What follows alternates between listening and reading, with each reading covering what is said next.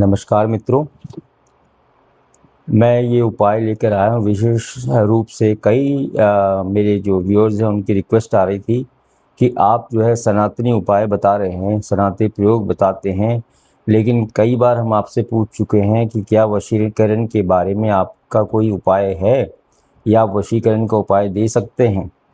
मैंने पहले भी मना किया था, लेकिन चूँकि ये सनातन से संबंधित उपाय है वशीकरण का, जिसको मैं आज आपको फाइनली देने जा रहा हूँ। पहले मैंने इसके बारे में कई बार सोचा, राय मशवरा लिया, तो ये बताया गया कि जो सनातन है उसमें मंत्र तंत्र क्रियाएं होती हैं, तो ये सनातन में ही आएगा, इसलिए आप इसको दे सकते हैं। सिर्फ शर्त ये रहेगी कि आप इसका दुरुपयोग ना करें। किसी को आप परेशान करने या किसी के प्रति आपका जो है द्वेष है, उसके प्रति आप जो इसको अगर करें तो ये गलत होगा और शायद ये उपाय काम भी ना करे या ये प्रयोग काम भी ना करे, क्योंकि ये तांत्रिक प्रयोग है। लेकिन ये आता सनातन में ही है, ये सात्विक नहीं है, ये तांत्रिक प्रयोग। तो अलग अलग प्रयोग हैं, अलग अलग मंत्र हैं जिनका हमारे पुराणों में और दूसरे ग्रंथों में उल्लेख है, और ये तंत्र में, तंत्र विद्या में आता है। लेकिन ये मंत्र से संबंधित, इसमें सात्विक है, इसमें और कुछ है नहीं। तो क्या करना है आपको, जिसको भी ये तंत्र प्रयोग करना है, स्त्री हो या पुरुष, आप इसको शनिवार से शुरू करेंगे।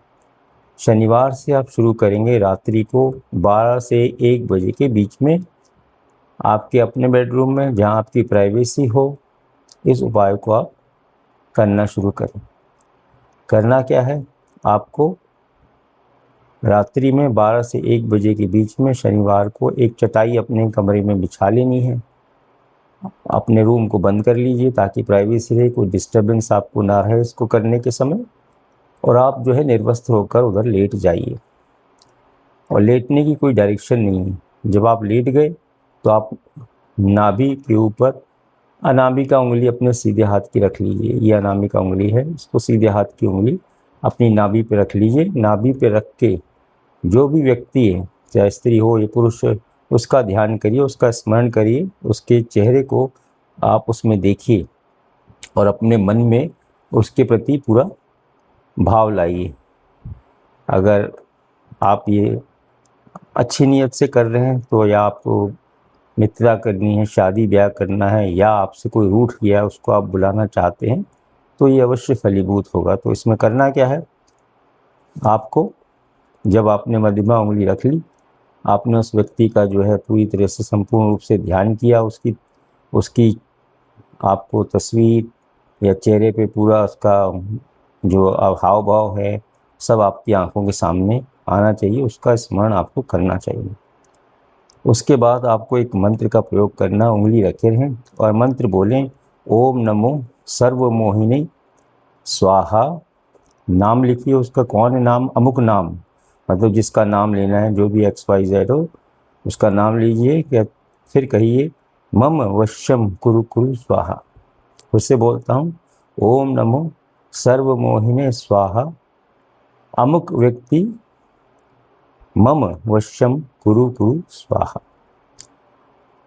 अगर आपको अभी फिर से रिपीट करके सुना देता हूँ मंत्र, सिंपल है, एक लाइन का मंत्र है, ओम नमो सर्वमोहिने स्वाहा, अमुक नाम लीजिए, मम वश्यम कुरु कुरु स्वाहा।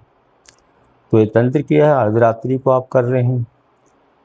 इसमें मोहिनी का उच्चारण किया गया, जिसको आप आह्वान करते हैं, योगिनी है, इसको करिए। इसको आप लगातार 21 दिन करेंगे और फिर देखेंगे इसका क्या फल आपको मिलता है। लेकिन वही बात कि नियत आपकी ठीक होनी चाहिए, तभी ये मंत्र जो और ये तंत्र जो है फलीभूत होगा।